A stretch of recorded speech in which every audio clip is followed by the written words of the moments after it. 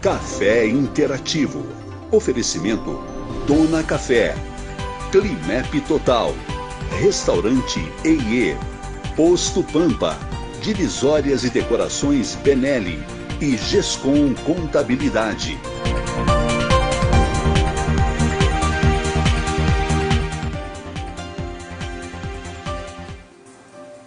Olá, muito obrigado, muito bom dia a você que começa a acompanhar conosco agora ao vivo, aqui pela Virando TV, a primeira edição da semana do nosso Café Interativo.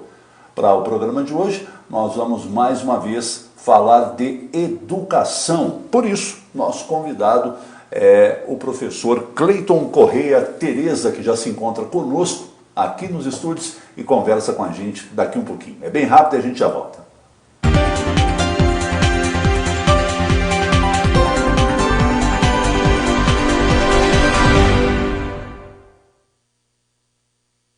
Agora você, microempreendedor, tem a possibilidade de cuidar de quem cuida da sua empresa. Afinal, funcionário satisfeito é funcionário produtivo. Independente do tamanho da sua empresa, temos o melhor preço. Climep Total. Fundamental é viver. O Posto Pampa tem o melhor combustível para o seu carro e a melhor estrutura para cuidar do seu veículo, de você e da sua família. Com conforto e aquele atendimento único. Posto Pampa, com você onde você estiver.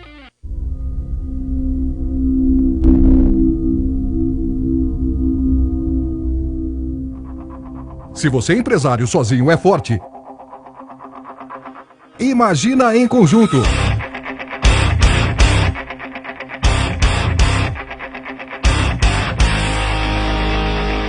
Venha para a ACIA você também. Conheça a força do associativismo. 3697-4404.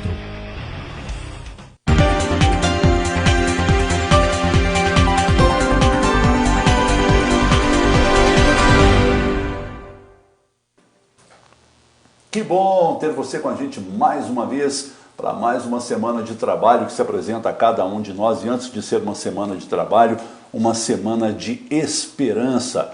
Segunda-feira que se apresenta assim completamente diferente da tarde de ontem, quando tivemos uma bela chuva, e hoje o dia com esse sol a pino aí, radiante, nos energizando, nos reenergizando para um período novo que essa semana trará a todos nós com muita fé, com muita esperança, e que assim seja. Termômetros agora na casa dos 21 graus, apesar do sol, a temperatura está bem amena, pelo menos no começo dessa manhã. Muito obrigado a você que segue conosco, participe conosco, compartilhe a edição do nosso programa para que mais pessoas tenham acesso, porque o assunto de hoje é de interesse muito grande, principalmente de pais e dos próprios alunos e, por que não, dos profissionais também envolvidos na educação. Justamente por isso é que o nosso convidado, que gentilmente atende ao nosso chamamento, é o professor Cleiton Correia Tereza, que eu saúdo agora, desejando um dia muito feliz. Muito obrigado, viu, Cleiton, pela sua vinda aqui. Tudo bem? Eu agradeço, é um prazer estar aqui.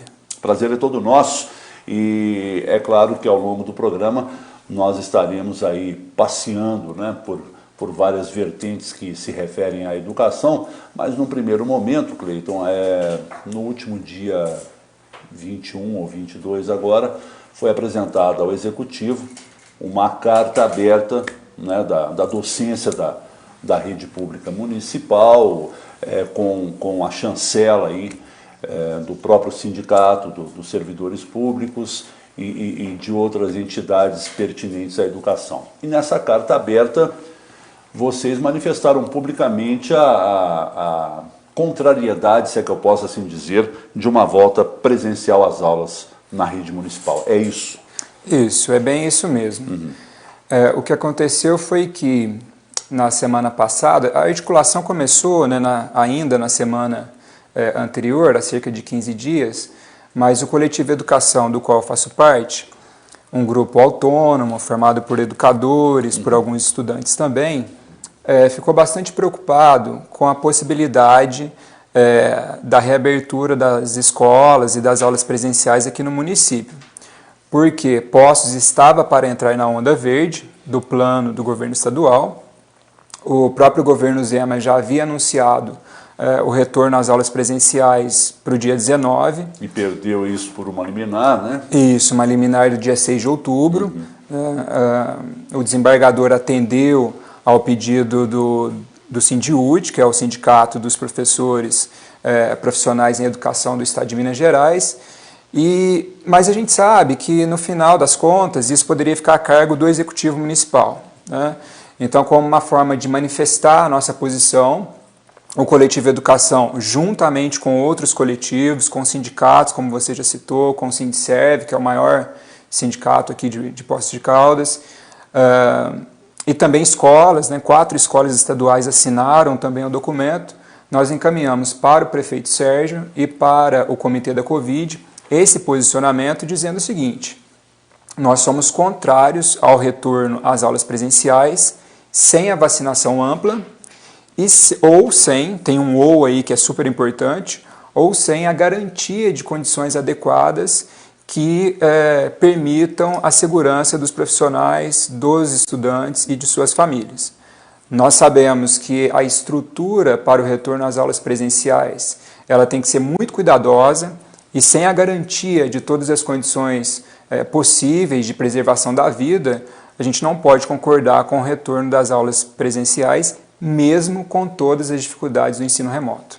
O que você tipifica como essas condições que você menciona, e as condições adequadas de segurança? As condições adequadas, isso, óbvio, né, considerando aí a manifestação de especialistas, de médicos, de outros comitês, e também observando a situação de outros países, né? Os membros do Coletivo Educação têm acompanhado, por meio de notícias, de pesquisas, aquilo que vem sendo feito em outros países em que as aulas foram retomadas e tem dado certo. Ou parcialmente certo, já que não se tem um modelo infalível, medidas que sejam 100% seguras. Mas, assim, álcool em gel para todo mundo, sabonete líquido, termômetros nas escolas, carteiras com distanciamento, flexibilização do número de alunos que vão às escolas, né? Uma retomada que seja gradual. E tem uma questão que é super importante, que é a questão do monitoramento. Então, se um aluno apresenta sintomas, ele precisa ter um monitoramento, tem que ter um rastreamento das pessoas com as quais ele teve contato, da sua família. Então, essas são medidas essenciais. Considerando o que geralmente nós vivemos na escola pública, seja ela municipal ou estadual, nós sabemos que essas são medidas bem complicadas de serem garantidas. Quase utópicas. Eu gosto da palavra utopia em outro sentido, né? Mas eu diria que é bem distante mesmo da nossa realidade concreta, é bem distante do chão da escola. Você deve saber que os diretores vivem reclamando da falta de material de higiene, da falta de uma estrutura mais adequada, da falta de reparos. Então, assim, não basta em uma canetada dizer, olha, as aulas vão retornar no município ou no estado, mas não oferecer uma estrutura decente para que isso aconteça, segura para que isso aconteça. Nesse período mesmo, com o ensino remoto, nós sentimos muito a falta de uma estrutura mais adequada. Então, se não tivermos orientações muitas vezes mais claras e uma estrutura mais eficiente, que garantias nós teremos que o retorno com as aulas presenciais nesse momento seria acompanhado dessa estrutura, desses materiais, desses cuidados tão essenciais? Nós não temos. Eu acho até que essa falta de estrutura, e você mencionou mais a parte física, eu acho que ela se expande um pouco, principalmente na logística de uma eventual volta presencial às aulas. Por exemplo, como é que se escalonaria essa flexibilização dos alunos? Como é que vai uma turma em um dia, outra turma em outro? Eu não consigo visualizar isso, Cleiton. Então, novamente, né, a gente tem assim, experiências que estão sendo feitas em vários países, né? Não há uma fórmula totalmente eficiente, mas assim, nós temos bons indicativos de de medidas que deram certo. Por exemplo? Considerando esse retorno escalonado, como você citou, o mais adequado seria que o retorno se desse com os alunos do final do ensino médio. Então, que os terceiros anos voltassem primeiro. Talvez algumas turmas iriam às aulas segunda, quarta e sexta, outras turmas terça e quinta. Na semana seguinte, você mudaria esse revezamento. Os nonos anos também são prioritários, porque eles estão finalizando um curso, né? Justamente. A questão do ensino médio ela é dramática, porque o Enem está marcado para o final de janeiro, né? Foi adiado, mas no final de janeiro a prova deve acontecer. Uma outra questão, ainda li sobre isso ontem, né, que é fundamental, é a questão da transparência e da boa comunicação dos governos com as comunidades, que é algo que está sendo muito falho no Brasil, principalmente vindo do governo federal. Então isso cria uma sensação de insegurança nas pessoas que dificulta também esse retorno. Mas esse escalonamento que eu disse das turmas em alternância, uma outra possibilidade seria uma forma híbrida. Então, assim, voltaria com uma parcela dos alunos presencialmente, enquanto outra parcela ficaria no ensino remoto. Essa é uma possibilidade, mas os desafios são grandes. Como vamos fazer, por exemplo, com os profissionais que têm comorbidades e que não poderiam retomar os trabalhos presenciais? Não os governos teriam que recontratar outros profissionais para suprir essa falta. Como ficariam os profissionais que retornassem presencialmente e, ao mesmo tempo, dariam assistência no ensino remoto? Trabalhariam muito mais, né? Então, assim, são várias as dificuldades, mas esse escalonamento ele é possível. Algumas cidades brasileiras vêm tentando e alguns outros países fizeram isso com algum sucesso, como é o caso da Alemanha e da França. Até onde você leu e soube, com bons resultados essa maneira de retomada?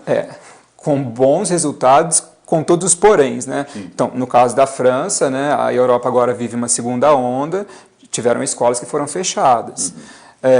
O caso da China ele é muito interessante de analisar, né? Embora nós saibamos que os dados chineses muitas vezes carecem de maior transparência, né? Mas a China fez algumas coisas incríveis. Uma delas foi instalar, né? Instalar não é uma boa palavra, mas colocar nos alunos pulseiras que medem a temperatura. E quando o aluno apresenta febre, essa pulseira se comunica com o aplicativo do celular do pai e informa que o aluno está com febre. Aqui nós não temos nem termômetro direito. Né? Pois é. Então, assim, nós não temos muitas vezes papel higiênico nas unidades, né? Então, as escolas têm que fazer festas, bingos, rifas, para manter uma estrutura que deveria ser garantida pelo Estado. A educação, até acho que é relevante falar nisso, né, porque muitas vezes o discurso é educação é investimento, né? Pode parecer um discurso super certeiro, mas não é mais que isso. A educação é um direito humano fundamental. E esse direito humano fundamental precisa de estrutura, principalmente num momento como esse que nós estamos vivendo. Vamos para um momento especial com o nosso Dona Café? Vamos lá. É o nosso Dona Café que chega em mais uma edição. Não serviram Dona Café para você aí, né? Não? Puxa vida, não é. O nosso Dona Café está aqui já servido, como acontece em todas as manhãs, sempre renovando esse prazer de nós saborearmos um belo café. Eu gosto de bons cafés e por isso sempre fico à vontade para recomendar a você o nosso Dona Café. E com detalhe, viu, Cleiton? É um café de Poços de Caldas. Sim. Isso que é muito, muito legal. Então tenha você também o mesmo prazer que nós temos aqui todas as manhãs ao saborearmos o nosso Dona Café. É uma maneira muito legal da gente começar o dia. Saúdo aqui a Patrícia, está com a gente. Bom dia, lindo dia hoje, concordo plenamente. O Eduardo Danza Bertozzi coloca, tem uma posição contrária do Cleiton, respeitando a dele, é claro. Tudo já voltou ao normal com os protocolos. Agora, por que só o professor deve ser blindado? Comerciante, bancário, policial, donos de bares, se os salários fossem reduzidos, duvido que seriam contra a volta às aulas. essas coisas que eu citei acima, todas foram para a linha de frente para atender a população, inclusive os professores. Acho que todos devemos nos doar nesse momento, respeitando os protocolos. Acho um egoísmo da classe dos professores da rede pública sem querer generalizar e ofender a quem quer que seja. Eu também tento respeitar essa posição, mas ela é ofensiva sim, porque os professores estão trabalhando, não há egoísmo algum da parte dos professores, né? Infelizmente, esse é um discurso muito recorrente. Na semana passada eu dei uma outra entrevista com a Marieta, né, que está à frente do Sindserv, e muitos comentários nesse sentido também, mas são comentários que não têm um embasamento. Vamos lá, né? A primeira questão, os professores não estão trabalhando. Isso é errado. Os professores estão trabalhando e muito, e muito. Assim, eu mesmo sempre tive muitas aulas por semana, mas com esse período do ensino remoto, muitas vezes eu sento no computador às 7 da manhã e saio às 7, 8 da noite. Porque nós atendemos os alunos e os familiares pelo WhatsApp ou pelo Classroom, que é uma outra ferramenta que uma escola que eu trabalho adotou. Eu tenho que formular as atividades, enviar as atividades para os alunos, conferir o retorno dessas atividades, tenho que preencher vários formulários, porque tanto o Estado quanto a Prefeitura adotaram assim, uma burocracia violenta, justamente para comprovar que nós estamos trabalhando. Então eu tenho que fazer o planejamento das atividades que eu vou enviar, eu tenho que sinalizar quantos alunos devolveram, com ferramentas que são inadequadas para isso. O WhatsApp não foi criado para isso. Se nós tivéssemos uma estrutura como algumas universidades ou escolas particulares têm, de ferramentas específicas, os chamados AVAs, Ambientes Virtuais de Aprendizagem, a nossa situação seria bem melhor, mas nós não temos isso. Reuniões, muitas, né? Os professores até brincam, né, que vão abrir a geladeira, podem encontrar o link para uma reunião, né, tem medo disso. Então, muitas reuniões, muitos documentos que a gente precisa ler para se orientar. Então, assim, primeira questão, os profissionais estão trabalhando muito. Logo, não se justifica uma redução de salário. Né? E vamos lembrar o seguinte, muitos professores tiveram que comprar equipamentos, eu tive que trocar meu celular, tive que adquirir um outro chip para ter uma conta profissional e atender familiares e alunos. Tive que comprar fone com microfone, luminária, suporte para gravar com o celular, são coisas que a gente não tinha, não fazia parte do nosso cotidiano, não tinha essa necessidade. Tivemos que fazer isso, profissionais tiveram que comprar computadores, melhorar os seus computadores. Então, assim, diante de tudo isso, ainda cortar os salários, que sentido faz, né? E aí, assim, são muitas questões nessa colocação, mas eu, para não estender muito, eu finalizaria dizendo o seguinte, num terceiro ponto. Todas as pessoas já voltaram, o comércio, outros setores, e por que não a escola? Pessoal, a gente não pode querer compensar alguns erros cometendo outros. Quando alguém diz assim, mas os bares estão abertos porque as escolas não. Os bares não deveriam estar abertos. Tem a questão dos profissionais que trabalham nesses estabelecimentos, como é que ficaria o desemprego, tudo isso preocupa. Mas, para além de tudo isso, a nossa preocupação maior é com a vida. Aí alguém pode me dizer, não, você está numa posição confortável, porque você é professor, está na sua casa, recebendo o seu salário. Não, minha família também foi afetada. Eu perdi uma tia-avó de Covid, a minha esposa perdeu o emprego durante esse período de pandemia, só recentemente voltou a trabalhar. Não está fácil para ninguém, não está fácil para os professores. Muitos, inclusive, adoecendo pelo excesso de trabalho e pela questão do isolamento. Porque nós, professores, somos acostumados a conviver com muitas pessoas durante um dia. Não é fácil você mudar essa sua rotina. Então, assim, nós estamos sim na linha de frente, mesmo que não tendo contato direto com os nossos estudantes e com as nossas comunidades. Mas a gente não pode querer justificar determinados equívocos cometendo outros. Isso é rebaixar muito o debate e a discussão.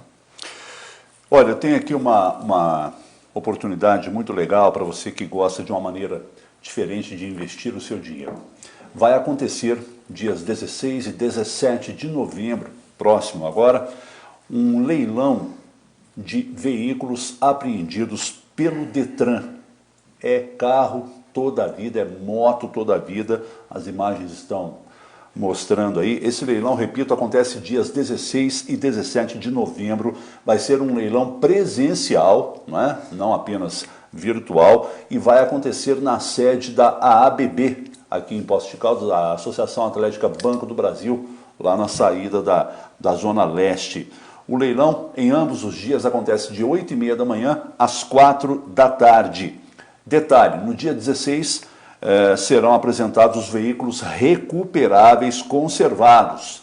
E no dia 17, aqueles já qualificados como sucata, que também se tornam aí uma fonte de renda. Agora, atenção, chama a sua atenção porque você interessado, você que gosta de leilões, todos os interessados precisarão fazer um cadastro prévio até o dia 30 de outubro. Por esse e-mail aí, é leilão Detran Pocos, está na tela aí, ó, leilãodetranpocos@gmail.com, tá? Então tem que se cadastrar previamente até o dia 30 nesse e-mail que está aí, leilãodetranpocos@gmail.com. Para qualquer outra informação, dúvida, você liga no 3414-8357, 3414-8357, ou ainda pelo WhatsApp, que é o 999921433. Ambos os números estão aí na tela. O telefone fixo, 3414-8357, e o WhatsApp, 999921433. Saúdo aqui ao Igor Capuano Bernini, está conosco. Obrigado, viu, Igor? A Adriana Ponce também nos saudando.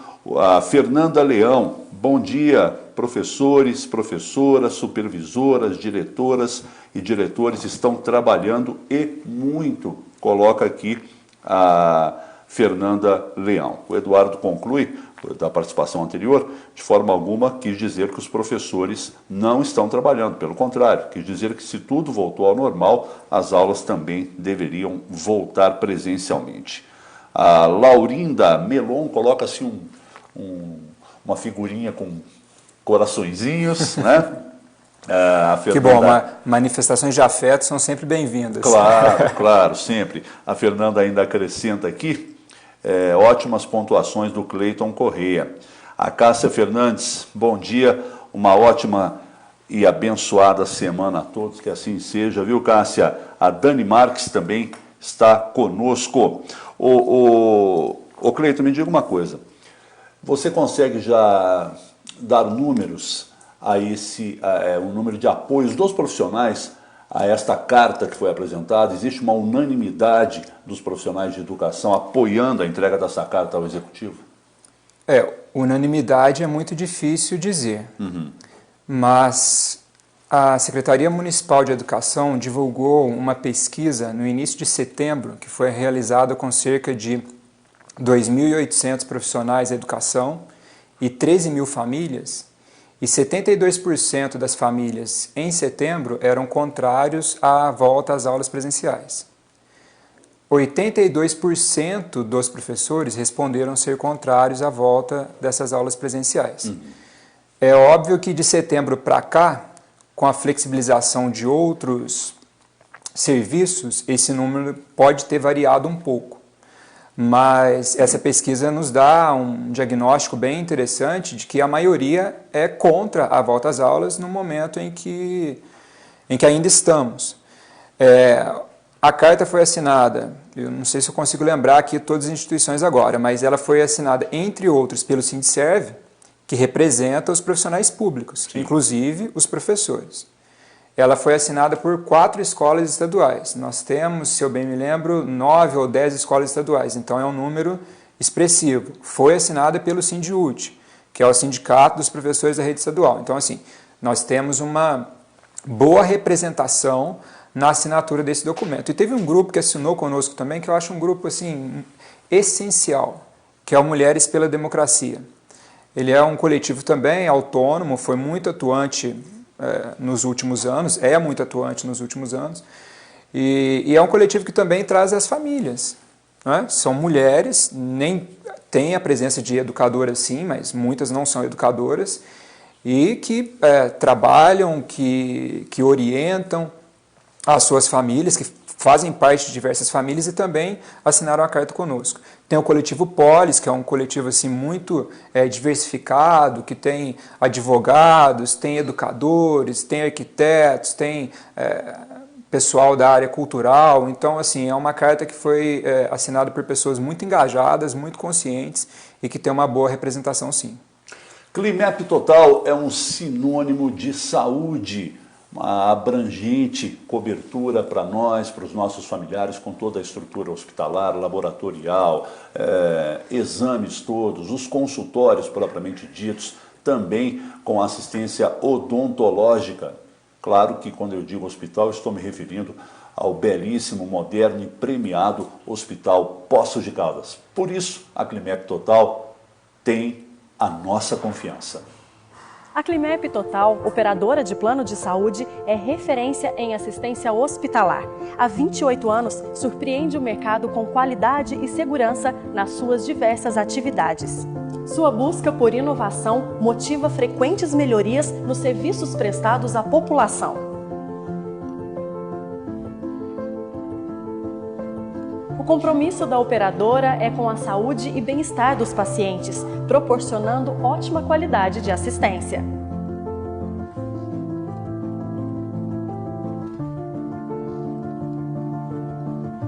Oferece aos clientes o melhor atendimento em todos os segmentos que atua. Seja na medicina, fisioterapia ou odontologia, os pacientes estarão em ótimas mãos. Climep Total, agregando o que é bom sempre.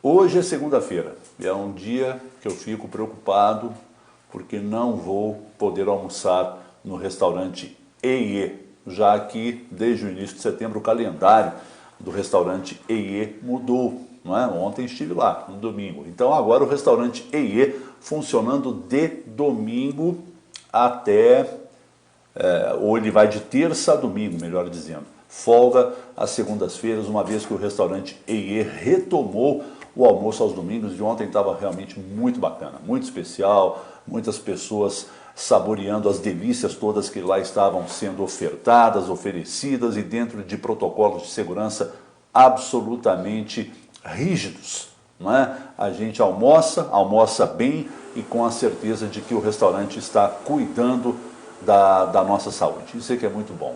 Hoje não tem, segunda-feira folga. Amanhã a semana começa feliz lá no restaurante E&E, na Rio de Janeiro 331. Conosco aqui também a Diva Funchal. Bom dia para você, Diva. Uma boa semana. A Maria Elisa dos Reis também nos saudando e desejando uma semana muito feliz. Você queria fazer uma retomada aí, o Cleiton? Sim, eu só queria comentar essa questão de voltar ao normal, né? As coisas estariam voltando ao normal, como foi citado. Se você me permite, eu gostaria de fazer uma reflexão até um pouco mais profunda, né? Por gentileza. A respeito disso. O que é o normal que nós estamos vivendo? É um normal com mais de 150 mil vidas perdidas? Pelo que eu me recordo, nós temos os Estados Unidos, Índia e depois o Brasil é o país com a maior quantidade de mortes pela Covid. Não deveria estar nada normal, mas eu acho que essa aparente normalidade que a gente vive no Brasil, ela de fato escancara problemas profundos da nossa sociedade, inclusive na forma de lidar com as mortes, com as perdas. Parece que há uma banalização da vida no Brasil de tal maneira que de alguma forma nós perdemos a capacidade de sermos afetados, de sentirmos, de sermos incomodados com pessoas que não podem mais estar entre nós. Então, como assim? Mais de 150 mil pessoas morreram e eu vivo a minha vida normalmente como se nada tivesse acontecendo. Acho que assim, não está nada normal e o normal que tínhamos antes também não é desejável. Essa conversa sobre novo normal, né, uma coisa que está virando aí meio que um jargão, eu acho que ela precisa ser repensada. O que nós tínhamos antes não era bom. Para a educação, não era bom. Pouco antes de acontecer a interrupção das aulas por conta da pandemia, nós, professores da rede estadual, estávamos em greve. Os dois motivos principais eram não termos recebido o 13º do ano passado e bloqueios das carreiras. Então, na assim, rede estadual. Na rede estadual, isso não é mas assim, na rede municipal também há problemas, né? A gente tem, por exemplo, a dificuldade com o cumprimento da Lei 11.738, que é a lei do piso. Avançamos no cumprimento dessa lei, mas as professoras P1s, por exemplo, não recebem o piso que é estabelecido em nível federal. Então, assim, as escolas têm várias dificuldades, as famílias têm muitas dificuldades. Eu recebi, Pedro, de um aluno outro dia, né, e acabei até escrevendo um texto sobre isso e tal, uma atividade de um aluno, ele foi tirar a foto da atividade para me enviar, e ele acabou fazendo um registro incrível, né? A atividade era sobre democracia na Grécia, e ele tirou a foto da atividade, mas acabou pegando os seus pés no chão, descalço, num chão rústico, os móveis ao lado todos gastos, né? Uma situação de precariedade que já existia antes da pandemia. E assim, esse é o normal ao qual nós queremos retornar, fechar os olhos para as desigualdades, fechar os olhos para as dificuldades, fechar os olhos para as carências. É isso? Eu não pretendo voltar a esse normal, eu gostaria que a pandemia tivesse enviado um sinal muito claro e muito forte do quanto a sociedade precisa ser repensada, do quanto a questão do lucro não pode estar à frente de todas as outras coisas e do quanto a solidariedade precisa ser uma marca fundante da nossa vida, da nossa sociedade. Então, assim, acho que é interessante fazer essa pontuação. Deixando claro que a escola pública não é o caos também, como se diz e se propaga muitas vezes. Eu gostaria muito que nós tivéssemos mais e mais... Fica essa impressão mesmo, né? Fica. Pedro, se tem uma briga na porta da escola, o que é algo muito comum, né? Você deve ter passado por isso, talvez, na sua juventude, na sua... levava desaforo para casa mesmo, né? Pois é, eu também passei por isso, né? Só que hoje, se você tem uma briga, essa briga vai ser filmada por vários smartphones, e isso vai ser compartilhado nas redes. E depois para dizer, tá vendo, a escola pública não presta, a escola pública é o fim do resto, é muito fácil. Quando, na verdade, todos os dias acontecem coisas maravilhosas nas escolas e que não têm o mesmo interesse ou não têm a mesma divulgação. As escolas públicas, elas entregam muito diante daquilo que elas têm em termos de estrutura. Ô Cleiton, me diga uma coisa, que alento, né, perante a entrega da carta, que alento vocês da categoria apresentam aos pais que estão preocupados, aos alunos principalmente que estão preocupados, porque ainda há uma incerteza muito grande se o aluno perde o ano, se o aluno acumula um ano com o outro, que eu também já escutei essa possibilidade de o ano que vem, por exemplo, quem está cursando a 7ª série, que na verdade não cursou esse ano, faria a 7ª e a 8ª juntos. Né? Eu acho que está todo mundo assim, buscando respostas que ainda não são apresentadas. Que alento que vocês, se é que vocês têm, para entregar aos alunos, ou até vocês já arriscariam dizer, meus amigos, queridos alunos, vocês agreguem um ano a mais na vida de vocês. À medida que você estava formulando a pergunta, eu estava tendo aqui um turbilhão, né, de pensamentos e de sensações, porque realmente é algo muito difícil, né? Um alento, né? Qual que seria essa possibilidade? Eu penso o seguinte, Pedro, quando veio a pandemia e com ela, logo uns 2 meses depois, 1 mês e meio, 2 meses depois, o anúncio do ensino remoto, nós do Coletivo Educação fomos muito críticos a esse ensino remoto, porque nós sabíamos que uma boa parte dos alunos ficaria para trás. E é o que está acontecendo, infelizmente. As famílias têm carências de acesso à internet, têm carências de equipamentos, têm dificuldade de organização, e a gente sabe que em muitas casas, né, você não vai ter o que aparece nas propagandas do governo federal, em que cada aluno está no seu quarto, bonitinho, tudo arrumado e tal. Infelizmente, essa não é a realidade de muitas famílias, né? Nós temos conflitos familiares, nós temos a dificuldade de um local decente para poder estudar, nós temos famílias com muitos filhos, né? E mães que dizem, olha, como é que eu vou usar o meu celular com 3 ou 4, né? Então, assim, nós criticamos muito esse ensino remoto por conta de já sabermos que muitos ficariam para trás e de fato é o que está acontecendo. Agora, eu também entendo a posição das autoridades em educação que não daria para ver o tempo passando sem nada fazer. Sim. O que ocorre é que, ao meu ver, e essa também é uma posição do Coletivo Educação e de outras instituições, deveria ter existido um investimento muito maior nessa estrutura. Fazer o que Campinas fez, eu acho que teve um resultado melhor, que foi distribuir chips para os alunos com acesso à internet e tal. Aqui em Poços, nós tivemos um problema grave em relação à alimentação. Quer dizer, os alunos pararam de comer na escola e também não receberam a alimentação, né? Eu estou falando isso da rede municipal principalmente. Mas a professora Maria Helena, sem querer interromper, disse aqui semana retrasada que cestas básicas estão sendo entregues a um número expressivo de famílias. Qual é o número? Desculpa. Não assim, porque assim, não é essa a realidade que a gente observa. Né? O que a gente observa são as escolas, na maior parte das vezes, se organizando, montando cestas básicas, com doações e os diretores fazendo a entrega para as famílias que mais precisam. Essa é a realidade que nós observamos. Não estou dizendo que a secretária mentiu ou algo desse tipo, né? Mas não está transparente essa entrega. Nós, então, mesmo nós da rede municipal, não temos ciência clara de quantas cestas estão sendo distribuídas e de como isso está chegando às pessoas. Bem, eu acabei me interrompendo. Fazendo todas essas colocações, porque eu acho que elas dão uma base para o que eu vou dizer, né? Qual que seria o alento para os nossos próximos passos, né? Eu penso que a primeira questão é tentar incentivar os alunos a continuarem estudando mesmo com todas essas adversidades. Tentar esquecer um pouco a questão da nota, a questão se vai passar de ano ou não, e tentar focar naquilo que é essencial, que é o conhecimento. A minha filha também está passando por isso. Tem uma filha, né, que está no 7º ano, uma pré-adolescente, um momento fundamental de desenvolvimento das relações sociais, né?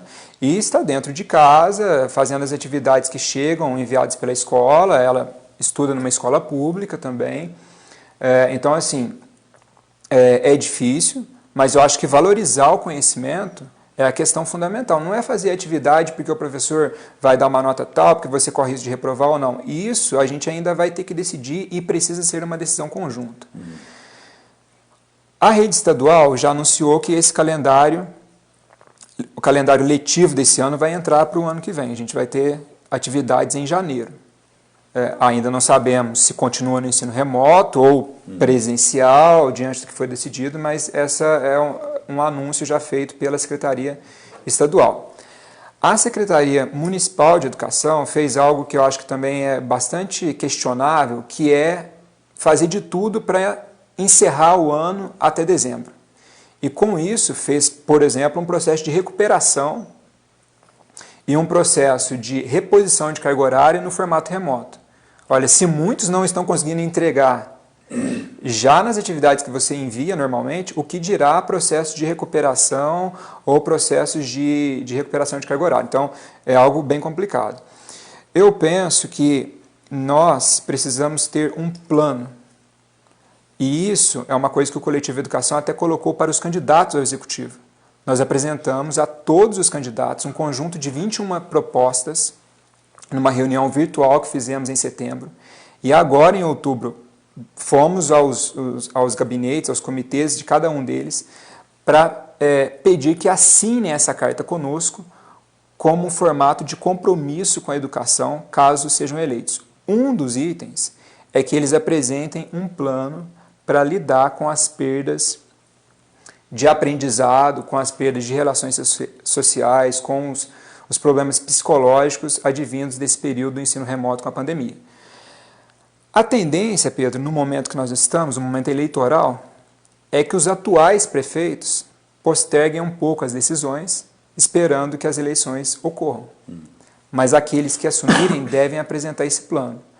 O alento maior, talvez, é isso, né? Pensar que o mais importante é o conhecimento e pensar que os educadores farão de tudo para reduzir os danos. Agora, é possível se criar um plano ou é uma intenção meio abstrata? Não, é necessário. Não, sim. É fundamental. Sim. É possível. E não é um plano rígido, obviamente. É um plano que tem que ser avaliado. Você começa a tomar as medidas, começa a implementar as ações e dali a 3 ou 4 semanas você tem que revisá-las, né? Uma questão fundamental é fazer o diagnóstico dos alunos quando eles retornarem, para ver como é que avançaram, não avançaram, adquiriram novos conhecimentos ou não. E a partir disso, reelaborar as ações nas escolas. Em um primeiro momento, Pedro, é claro que a gente vai ter que ter assim, muita paciência e muita consciência para compreender que o mais importante é o aluno retornar conosco, estar se dedicando e que a gente não perca esse aluno, porque um dos efeitos mais negativos desse momento todo que nós estamos vivendo é justamente a evasão escolar. Né? É os alunos deixarem de participar, deixarem de frequentar as escolas, principalmente no ensino médio, na EJA, que são modalidades e cursos em que nós já temos uma maior evasão. Eu quero falar de uma entidade muito séria que desde 1936 está no cenário de Poços de Caldas. Eu me refiro à nossa querida Associação Comercial, Industrial e Agropecuária de Poços de Caldas, como um verdadeiro catalisador desta categoria. Portanto, se você não é associado à CIA, repense e faça isso o quanto antes.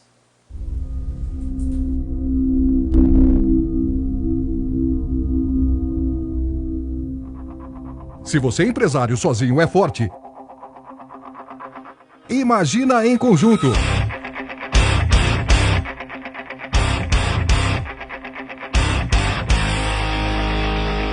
Venha para a CIA você também. Conheça a força do associativismo.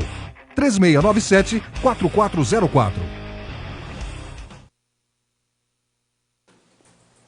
Pode acreditar que esse nome que eu vou dizer agora é um novo referencial no mercado imobiliário de Poços de Caldas. A casa é nova, mas a equipe já tem uma vastíssima experiência no mercado imobiliário. Eu me refiro à Fase Imóveis, está recém-chegada, toda linda, muitíssimo bem estruturada fisicamente ali na Rio de Janeiro 325. O que nós estamos vendo aí são oportunidades, algumas oportunidades de imóveis à venda, para aluguel, são casas, são apartamentos, são terrenos e sempre com uma orientação muito profissional de quem lhe atender. Lá está o Dudu Faz, que por sinal está aniversariando hoje, um grande abraço para o Dudu, também o Paulo, o Miguel e a equipe de atendimento, pronto para lhe apresentar o melhor caminho, a melhor maneira de você negociar o seu imóvel, seja da maneira que você pretender, ou comprar, ou vender, ou alugar. É um acolhimento profissional que você vai ter numa belíssima estrutura que foi montada, pensada para lhe oferecer praticidade, para lhe oferecer privacidade, porque nem sempre você quer expor aí a sua intenção quanto ao imóvel de uma maneira tão pública assim. Então tem lá uma bela sala de reuniões para você conversar com os profissionais da Fase Imóveis. E recomendo que, além de você passar ali na Rio de Janeiro 325, que é o endereço da Fase, você o quanto antes acesse o site, que foi um site muito bem confeccionado, muito bem pensado, prático, www.faseimoveis.com.br. É claro que o pessoal vai ficar muito feliz se você for até lá presencialmente, tá? Já que estamos falando tanto de presencial aqui, na Rio de Janeiro 325, quase ao lado do restaurante EIE. um belíssimo novo conceito no mercado imobiliário de Poços de Caldas. Fico muito feliz, o Cleiton, quando as pessoas acabam interagindo aqui entre elas, né, pela página. Isso porque o Eduardo coloca aqui, professor, 150 mil mortes corresponde a 0,07% da população do país, do Brasil no caso, que é estimada em 209 milhões, ou seja, menos de 1%. Os números são baixíssimos. Aí, em contraponto a isso, a Fernanda coloca: vidas perdidas não podem ser consideradas apenas números. A Fernanda respondendo para ele, né? E esse número se deu devido a várias medidas tomadas, uma delas o ensino remoto. E por aí vai, né? Sim. Não, essa é uma discussão muito válida, e tem a ver com o que eu disse antes, com a forma que nós apreciamos, lidamos e valorizamos ou não as nossas vidas. Tem um filósofo da USP, onde inclusive eu estudo também, fazendo doutorado, que é o Vladimir Safatli. É um dos autores que eu tenho lido muito assim, nos últimos anos e pretendo ler ainda mais. E o Safatli fez uma colocação, bem quando nós estávamos, talvez em um dos piores momentos com a pandemia, que foi assim: olha, vocês estão tentando cobrar o governo federal e vai ser um tanto inútil, porque os liberais não sentem, eles fazem contas. Então, quando nós pegamos um Paulo Guedes, por exemplo, ele não sente como muitos de nós sentimos, ele faz as contas. Porque o mais importante para ele são os números. Fazer esse cálculo de 0,7%, eu acho que é um raciocínio semelhante a essas pessoas que valorizam menos as vidas e optam por olhar para os números. Eu acho que existe aí uma certa indiferença. Eu não acho pouco. Você acha 150 mil pessoas, é quase que a população de Poços de Caldas, você eliminar essa quantidade de pessoas, sendo que se outras medidas mais eficientes fossem tomadas, não poderíamos chegar nesse nível. Cada pessoa é uma história, um conjunto de relações, de sentimentos, não é? Então, assim, eu não sou um médico da área de epidemiologia ou que estuda pandemias e tal, né? Tenho um conhecimento que é limitado nesse sentido, mas eu penso que você fazer essa análise mais aparentemente técnica, mas que traz consigo toda uma frieza em relação às vidas e os sentimentos das pessoas, é algo muito problemático, e eu não acho que seja por aí o nosso caminho. Não é esse o pensamento de um educador. Todas as vidas importam, e 150 mil não acho que seja um número pequeno. O Cleiton, no texto da carta, até onde eu tomei conhecimento, vocês enfatizam muito também o condicionamento da vacina, né, da chegada da vacina, que na verdade é uma coisa que todos nós queremos, mas que não há nada de concreto. Hoje ainda vi, logo cedo, uma nova divulgação da vacina de Oxford, né, que é alentador, porque se num primeiro momento os testados iam até 55 anos, parece que de 19 a 55 anos, com bons resultados, agora isso se ampliou também para os idosos, né, com bons resultados de imunização e de baixo número de efeitos colaterais. Sim. Então, devagarzinho, estamos chegando, quem sabe, queira Deus, num consenso, mas é um devagarzinho, tão devagar, né? Pois é. Lembrando que assim, né, a produção dessa vacina deve ser algo histórico, né? Sim. Recorde, né? Sim. Porque geralmente o tempo gasto para o desenvolvimento desse tipo de vacina seria maior. Nós colocamos na carta que somos contrários à volta às aulas, sem que aconteça a vacinação ampla ou sem que existam condições, garantias adequadas que protejam a vida das pessoas. Então, nós sabemos que seria muito complicado dizer, não, só voltamos quando todo mundo estiver vacinado, né? Até porque, considerando aí a colocação do presidente, pode ser que nem todos sejam vacinados, é uma questão que vai se resolver talvez até na justiça. Então, o que a OMS diz, né? A OMS teve uma entrevista que um dos representantes da OMS falou algo, a Organização Mundial de Saúde, né? Algo muito muito forte, mas verdadeiro. Este é o maior impacto histórico da educação, né? A educação mundial nunca viveu um drama tão profundo quanto esse provocado pela pandemia e a adoção do ensino remoto. Por outro lado, qual é a única medida eficiente que nós temos de reduzir a propagação do vírus? Distanciamento social. Então, o que nós estamos defendendo na carta é principalmente a manutenção desse distanciamento. Se retornarmos às aulas, que as autoridades sejam competentes, trabalhem e deem todo o provimento necessário de EPIs para os profissionais, de higienização da escola, de reposição dos profissionais que não puderem trabalhar, de monitoramento e rastreamento dos alunos ou familiares que apresentarem sintomas. Feito isso, garantem isso, não somos contrários a trabalhar. Nós estamos trabalhando, eu insisto, e não se trata de querer ficar em casa e não trabalhar. Se trata de considerar que a vida é mais relevante do que passar ou não de ano. Os conhecimentos, eles podem ser adquiridos em outro momento se não foram agora, mas a vida não tem como se adquirir depois se você perde ela. Essa carta foi entregue, né, ao poder público, sim, ao executivo.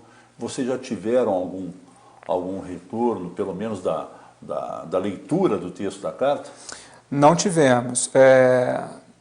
Nós tivemos em uma das matérias que foi feita por uma rede de TV local, né, teve um posicionamento da Secretaria de Saúde dizendo que não há previsão ainda para o retorno às aulas. Né? Foi o que a secretária nos disse aqui, que passaria pela reunião do comitê gestor da doença.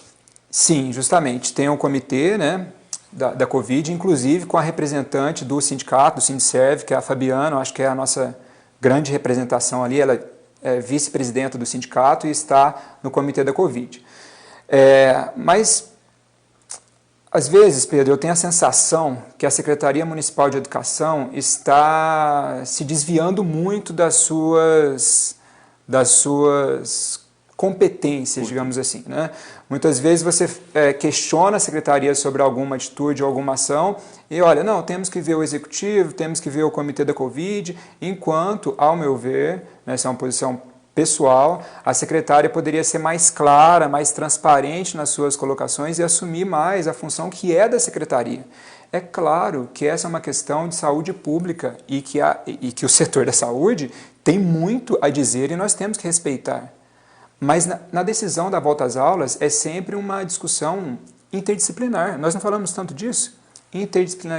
Interdisciplinaridade é algo fundamental. As áreas precisam conversar, elas precisam dialogar, né? Não é possível que apenas uma área do conhecimento dê conta de algo tão complexo. Nós falamos isso o tempo todo, né? Existem teorias, publicações, pesquisas sobre isso. Essa é uma situação prática em que nós temos que considerar isso. Não são somente os médicos que têm que decidir sobre a volta às aulas. Os professores têm que ser ouvidos, as comunidades precisam ser ouvidas, muita gente precisa participar. Eu sempre estou, né, com essa sensação de que os meses foram passando, que uma resposta concreta nunca chegou. Nós já vamos daqui a pouco, semana que vem, entrar em novembro. Eu acho absolutamente inócua uma volta às aulas presencial esse ano. Eu também concordo que não faz muito sentido. Nenhum. Né? A meu ver, nenhum. Mas a nossa preocupação foi justamente com essa questão de postos passar para a onda verde e das aulas retornarem, talvez agora até passou, na né? rede estadual. Passou, inclusive. Passou, né, para a onda verde. Poços de Caldas já se desvinculou desse plano do governo estadual. Sim, mas né? a região... Justamente. E nós temos sempre que lembrar que Poços de Caldas é uma referência regional. A minha família é de Cabo Verde, eu cresci em Cabo Verde, eu sei bem disso. Quando Poços de Caldas toma uma decisão, a tendência é que isso reverbere nas cidades menores. Então, olha só a importância de decisões que são tomadas aqui. Não são apenas para os habitantes dessa cidade. E isso precisa ser considerado. Eu também acho que faz pouco sentido nós retomarmos presencialmente este ano, mesmo com todos os prejuízos, mesmo com todas as diferenças, né? Pedro, a gente sabe que os meninos da rede particular, muitas das escolas particulares não pararam um dia.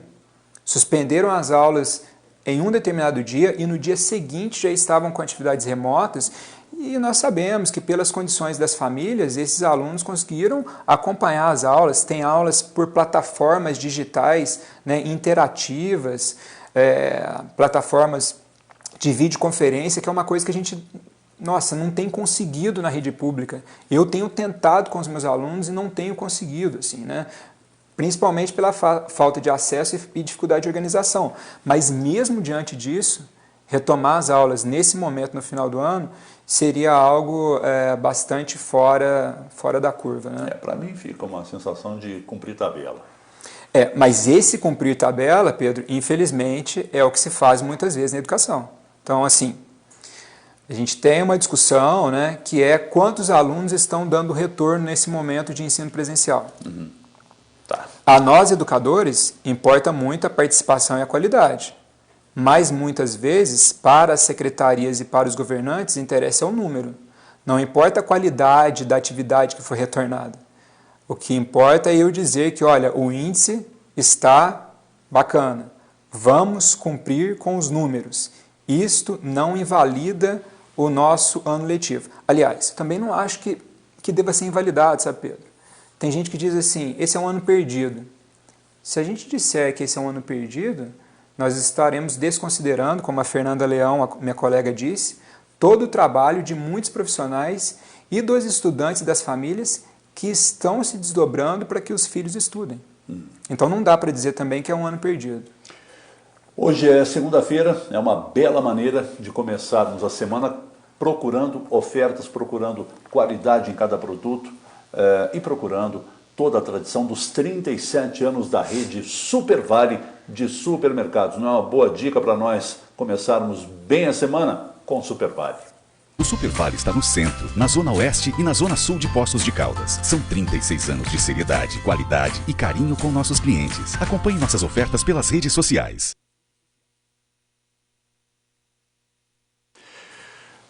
Quero falar aqui da seriedade da equipe GESCOM Contabilidade. Quando você tem algum embaraço ali, algum enrosco, algum não entendimento dos números da contabilidade que você exerce, seja ela qual for, você pode ser até um profissional liberal, eu recomendo que você procure a equipe GESCOM Contabilidade, que mais do que clarear a situação, vai passar a caminhar com você, não é, lhe oferecendo entendimento dos números contábeis, e isso é muito, muito importante. Então, sempre que você quiser profissionalismo, sempre que você quiser parceria na hora do entendimento dos números contábeis da atividade que você exercer, procure a GESCOM Contabilidade, que está pertinho da gente aqui, a Rua Prefeito Chagas 338, sala 24, é quase em frente ali ao edifício Manhattan.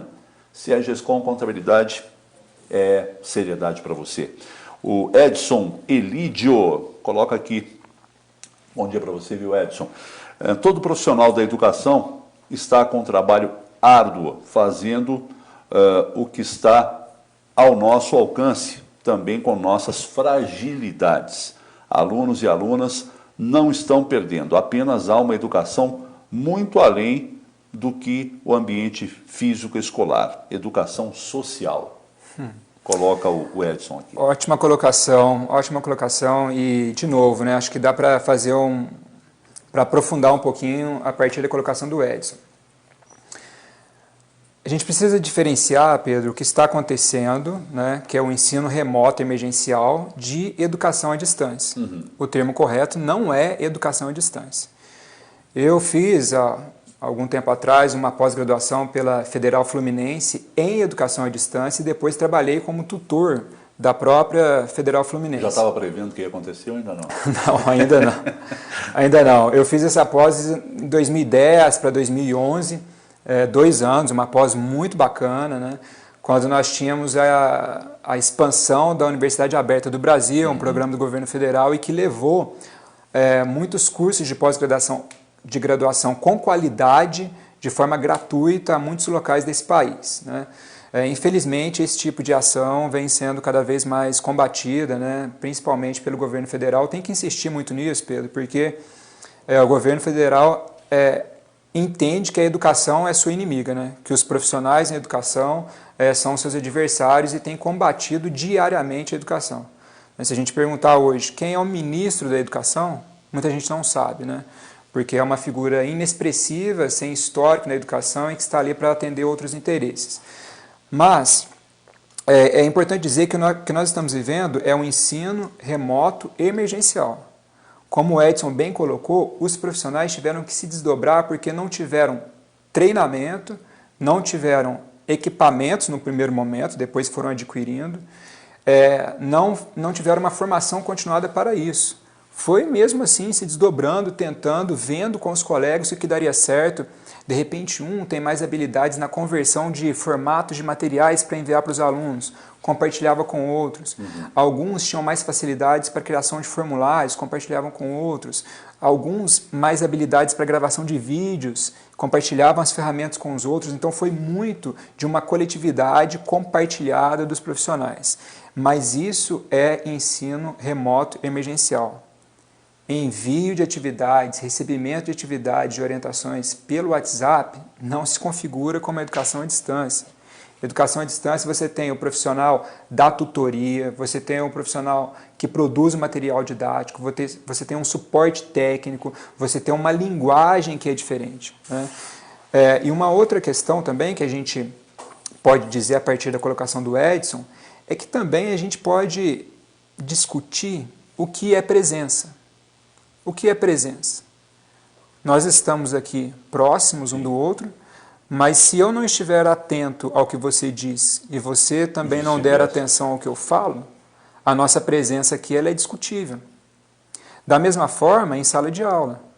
Muitas vezes o aluno está na sala de aula, mas de fato está pouco presente. Para não dizer ausente, porque ausente, né, seria impossível dizer, mas está pouco presente.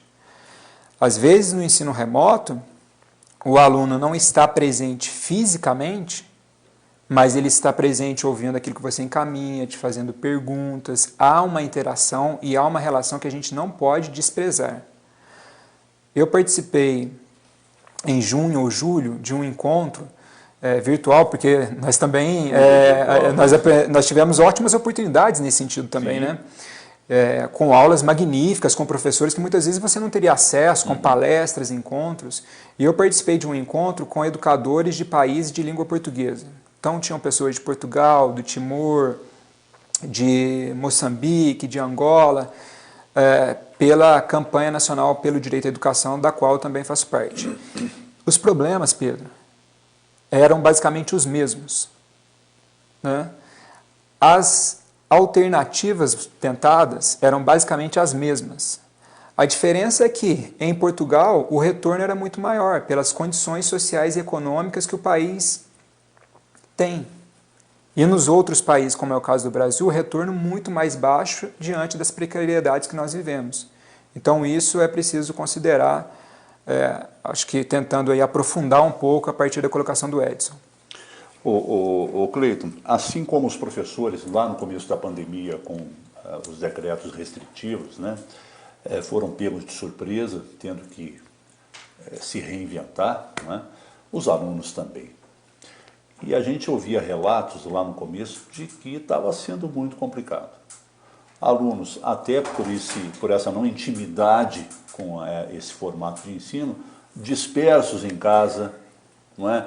É cachorro que passa, é o interfone que toca, é a tentação do WhatsApp dele próprio. Isso mudou? Você percebe depois de 7 meses, aí, não sei, 8 meses, que já há um envolvimento maior, que esses penduricários de tentação diminuíram? O videogame, né, Pedro? Pois é. O videogame tá ali, né? Tá do lado. Ele está assistindo aula, mas ele está ali, ó, com um olhinho no videogame. Sim. E assim, a forma como as pessoas reagem a um momento como esse, ela é muito diversificada. E nós também temos que entender isso, né? Tiveram pessoas que entraram em pânico e tiveram muita dificuldade em tocar as suas vidas. E tiveram pessoas que continuaram vivendo como se nada estivesse acontecendo, que também é inadequado, né? Então, isso também aconteceu com os alunos. Tiveram alunos que logo no primeiro momento já se organizaram, as famílias já deram um suporte, fazendo as atividades, entregando, se relacionando com os professores e tal. Mas, com o passar dos meses, Pedro, o que a gente percebe é que aquele grupo de alunos que tem uma organização familiar mais adequada, que tem mais estrutura, que tem mais tranquilidade na sua casa, que a família entende que educação é central na vida desse jovem, ele segue participando, ele segue acompanhando e realizando as atividades.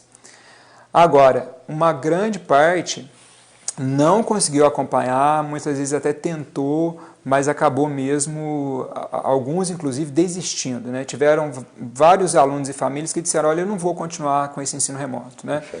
Não vou continuar, se meu filho tiver que reprovar, que reprove. E aí, né, o mecanismo é acionar o conselho tutelar, porque se esse aluno está matriculado na escola e se a presença nesse momento é a realização de atividades, se ele não faz as atividades, ele não está cumprindo com a carga horária. Então, o conselho tutelar, em muitos casos, é acionado. Mas o conselho também não dá conta, né? Imagina o universo de estudantes que nós temos aqui em Poços, não dá conta de verificar todos esses casos. De qualquer forma, os familiares precisam entender que os seus filhos precisam continuar estudando sim, mesmo com as fragilidades desse ensino remoto. A pior escolha, eu tenho dito isso para os meus alunos, a pior escolha, a pior decisão é você parar de estudar, né? Eu conversei com um aluno outro dia do ensino médio que estava ausente, eu falei para ele, mas o que você está fazendo, como é que está o seu dia a dia? Ele falou, Cleiton, eu geralmente começo a jogar videogame, por isso que eu lembrei do videogame, por volta de 5, 6 horas da tarde, avanço pela noite, entro na madrugada, vou dormir umas 3, 4 horas da manhã, acordo 1, 2 horas da tarde, como alguma coisa, tomo um banho e tal, quando dá 5, 6 horas eu volto a jogar de novo.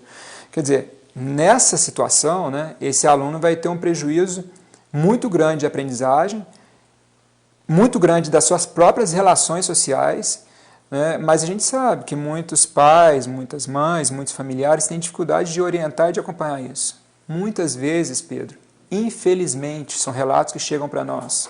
Infelizmente, quem decide é o próprio adolescente. Não deveria ser assim.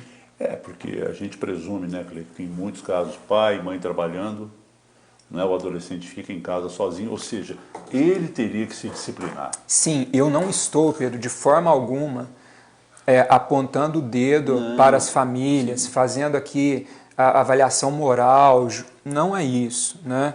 Não, seria um despropósito fazer isso. É uma infelicidade fazer isso. Mas o que eu estou dizendo é que a educação, como a própria Constituição prevê, lá no artigo 205, né, ela é a obrigação do Estado, da família e da sociedade. Esses atores precisam se movimentar em conjunto para que as crianças e os jovens possam prosseguir com seus estudos e, enfim, né, vir a ser aqueles cidadãos que nós precisamos. Posto Pampa, com essa generosidade acontecendo desde o início da pandemia, foram várias campanhas de entendimento das aflições, principalmente dos profissionais que trabalham e trabalharam na linha de frente.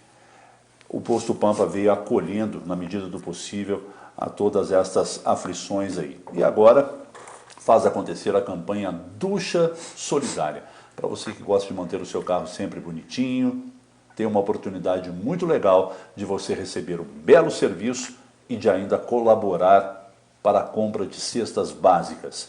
Essa campanha vai até o final do ano, ela começou em maio, vai até o final do ano e estamos mantendo aí uma média muito bacana de 40 cestas compradas mês. Por quê? Você indo até lá, contratando o serviço que você escolher para lavagem, para higienização, 100% do lucro do que você pagar é destinado para a compra dessas cestas básicas. Veja e participe. Se tem uma coisa que estamos aprendendo com o momento atual, é que ninguém faz nada sozinho. Nunca foi tão importante nos apoiarmos. Por isso, o Posto Pampa lançou o projeto Ducha Solidária. O valor da lavagem e higienização do seu carro aqui é revertido para a compra de cestas básicas. Você sai com seu carro limpo e ainda ajuda quem mais precisa. Vamos vencer essa etapa juntos. Posto Pampa, com você onde você estiver. Ok, muito obrigado ao Posto Pampa pela generosidade apresentada e a gente poder colaborar, né? Saúdo aqui o Cláudio Torres, que é presidente do Clube dos Empresários aqui de Poços de Caldas, que estamos acompanhando. O Doni Sebastião também, desejando uma ótima semana com saúde e paz para todos. Eu presumo, ô Cleiton, que vocês estejam na expectativa de um retorno do poder público. Caso contrário, vocês não teriam apresentado esta carta aberta. A gente, quando entrega uma correspondência, né, se é que eu posso chamar de correspondência, a gente espera um retorno do destinatário. E o teu coração está movido de esperança. Eu sei que a esperança é uma coisa nata de cada professor, não é? Mas a gente também não pode negligenciar a realidade dos fatos, né? O que a realidade tem nos apresentado. O que brota mais no teu coração de professora hoje? A esperança de que as coisas estão claras, poderiam estar melhores, ou vocês já apertaram o botão do seja o que Deus quiser, vamos tocar a nossa vida assim? Eu ouvi certa vez de que quem trabalha com formação de pessoas não tem o direito de ser pessimista. E eu carrego isso sempre comigo.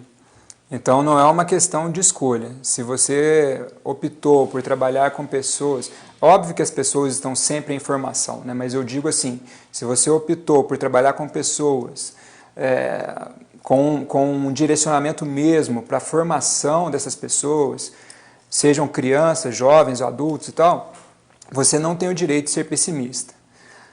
Então assim, eu sempre tento identificar onde é que estão as potências para que a gente melhore a nossa realidade. Contudo, não dá para a gente fechar os olhos àquilo que se apresenta. Então, o que se apresenta a nós hoje como a própria OMS colocou, é uma situação de ruptura na educação muito profunda, que não acho que seja como alguns analistas estão dizendo, que é uma geração que vai ser perdida e tal. Não acho que chegue a esse ponto, eu acho isso muito catastrófico, muito apocalíptico e tal, né? Coisa para vender, né?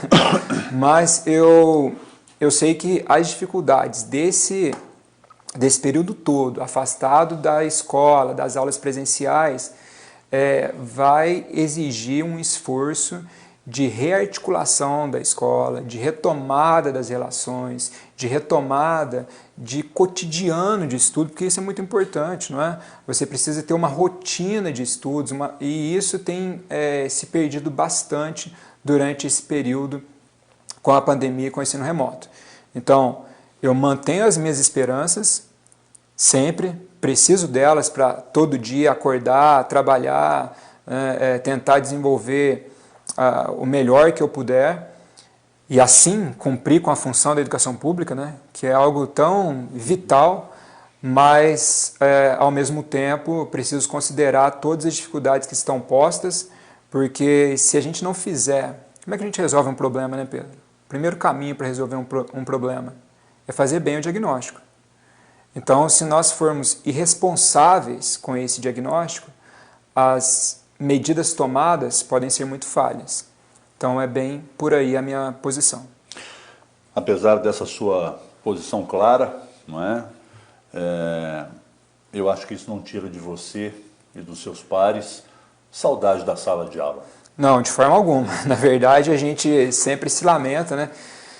Eu até diria o seguinte, olha, quem não está com saudade da sala de aula, se você é educador e ficou esse tempo todo fora de sala de aula e não sentiu saudades, repense se vale a pena continuar investindo, não é? Porque as pessoas, enfim, podem trabalhar 10, 20, 30 anos numa área e em um certo momento perceber, olha, eu acho que eu não estou exatamente na função mais adequada para aquilo que eu posso desempenhar. Então, Se não sentiu saudades, repense se vale a pena mesmo continuar na educação.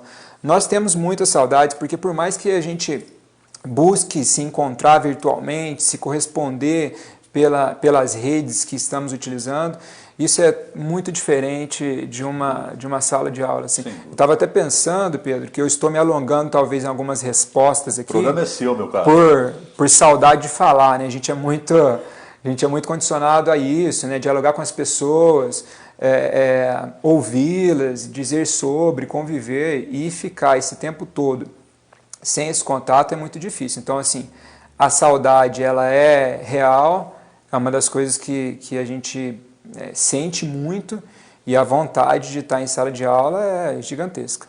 Que bom que a língua portuguesa nos apresenta esse termo, né?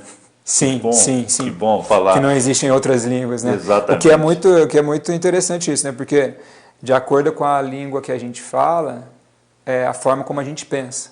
Sim. Né? Sim. E eu acho que a língua portuguesa nos oferece muitos elementos para pensarmos de certas maneiras que outras línguas não conseguem. Saúdo aqui ao Lucas Di Marco, está aqui sempre conosco. O Elbion está lá em Sorocaba nos assistindo. Lá em Ribeirão Preto nos assiste a Valéria Cordeiro, desejando a todos nós uma boa semana. O Edson Elídio coloca aqui, ele colocou já o teu endereço suponho eu, de Instagram, ele colocou @Cleiton, gostaria de conhecer este termo de compromisso, se puder entrar em contato, lhe agradeço. Legal. Assim, como citei no início, né, eu faço parte do Coletivo Educação de Poços de Caldas, é um grupo que foi formado em 2015 e o nosso intuito é defender a escola pública, laica, democrática, autônoma. Então nós realizamos diversas ações nesse sentido. Nós realizamos minicursos, esse ano mesmo, começamos presencialmente, terminou online, né? Fizemos um minicurso muito bacana, discutindo democracia e barbárie no contexto da educação. Já trouxemos profissionais de referência para dar palestras aqui em Poços, como o José Pacheco, que foi, né, o inspirador de uma escola emblemática, que é a Escola da Ponte, em Portugal. Já participamos de várias petições, né, desse tipo, junto com outros grupos e coletivos, adotando aí posicionamentos e também sugestões em determinadas situações, porque o Coletivo Educação ele busca ser crítico, sim, mas também ser propositivo. Né? É muito fácil, muitas vezes, você ficar nas redes sociais só apontando o dedo para as falhas que acontecem, seja em relação a qualquer coisa, inclusive também aos políticos. Agora, mais difícil é você fazer um movimento de organização, um movimento coletivo, de participação, de proposição, e o Coletivo Educação tem se empenhado nesses anos nesse sentido. Para ter acesso a essa carta de compromissos que apresentamos a todos os candidatos, e apenas 2 não assinaram por enquanto, é só entrar na nossa página no Facebook, que é Coletivo Educação, só digitar lá Coletivo Educação de Poços de Caldas que vai aparecer a nossa página, não lembro exatamente como está. No Instagram também a gente tem a nossa página, tá ainda começando no Instagram, no Facebook é que é mais movimentado.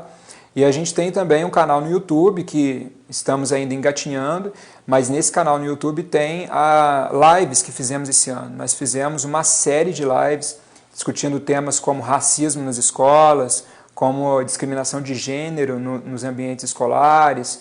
Fizemos uma avaliação muito interessante da educação durante a gestão do Sérgio Azevedo e do Flávio Faria. Então, assim, acessem esses conteúdos, estão todos lá, o Edson pode conferir. Então, Coletivo Educação no Facebook e mais no YouTube. E no Instagram claro, também. Que se vocês quiserem já subir o programa aqui para essas plataformas aí, né, já está acabando o programa, já está disponível na íntegra. Claro, faremos isso. Já vamos compartilhar no Facebook, né? A gente pode colocar também no Instagram e depois deixar disponível no nosso canal no YouTube. É muito importante, Pedro, a gente agradece muito essa possibilidade desse diálogo, sabe? Uma coisa que incomoda muitas vezes é que várias pessoas são chamadas para falar sobre educação e não os educadores. E isso é um equívoco enorme. Eu defendi agora há pouco que a gente precisa ter um diálogo entre as áreas para poder debater assuntos que são centrais. Mas é preciso considerar a experiência daqueles que vivem o cotidiano da escola, que sabem e que sentem o que é estar na escola pública e o que é fazer educação no Brasil. Então, assim, muito gratos por esse espaço, por essa oportunidade. Agradecido estou eu aqui, não é, por essa conversa que fluiu de uma maneira tão rápida, né? Eu lhe disse isso fora do ar, né, que o programa passa, graças a Deus, de uma maneira muito tranquila, muito rápida e sem abrir mão de conteúdo, né? A gente procura se esmerar nesse sentido. Antes de tudo, tive um prazer enorme em conhecê-lo pessoalmente, não tinha tido, né, ainda essa satisfação e tomara que as coisas clareiem para todos nós, porque clareando para vocês, essa situação será clareada a nós pais e aos nossos filhos e que Deus nos abençoe nesse sentido. Sim, nós esperamos que com todas as dificuldades que nós compartilhamos aqui, as decisões elas sejam envoltas de um diálogo e nesse diálogo a questão dos números, a questão dos lucros, né? A gente sabe que tem aí uma pressão das escolas particulares, por exemplo, para o retorno às aulas presenciais. Nós, na escola pública, estamos recebendo, nesse período de pandemia, muitas transferências, né, das escolas particulares, mas essa questão do lucro, essa questão dos números, a questão de outros setores estarem trabalhando muitas vezes de forma questionável, não pode pautar a discussão sobre o retorno das aulas presenciais, já que, como eu disse e insisto, né, o bem-estar, a dignidade e a vida das pessoas é aquilo que a gente tem de mais precioso. Sem dúvida. Cleiton, muito obrigado. Viu? Saúde e paz aí. Nós agradecemos. E agradeço também a gentileza da professora Lucinéia Pessoa, que fez esse meio de campo aí com muita competência, não é? Beijo para você, para que o Cleiton estivesse com a gente aqui. Mais uma vez, muito obrigado, Néia, muito obrigado, Cleiton, e a você que esteve conosco, a nossa gratidão e o desejo de plenitude e de felicidade para esse seu dia. Até amanhã. Café Interativo.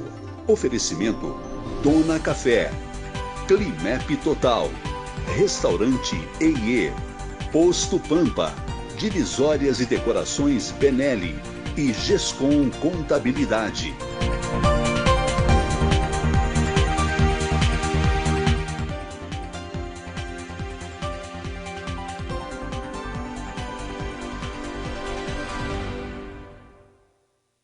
A Climep Total, operadora de plano de saúde, é referência em assistência hospitalar. Há 28 anos, surpreende o mercado com qualidade e segurança nas suas diversas atividades. Sua busca por inovação motiva frequentes melhorias nos serviços prestados à população. O compromisso da operadora é com a saúde e bem-estar dos pacientes, proporcionando ótima qualidade de assistência.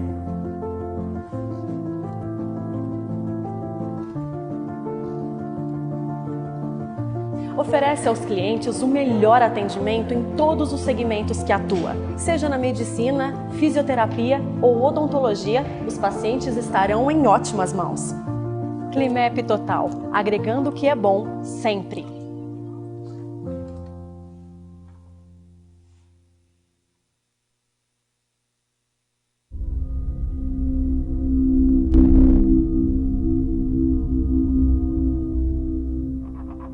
Se você é empresário sozinho é forte, imagina em conjunto.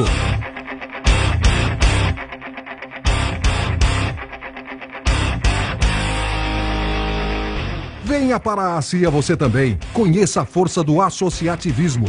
3697-4404.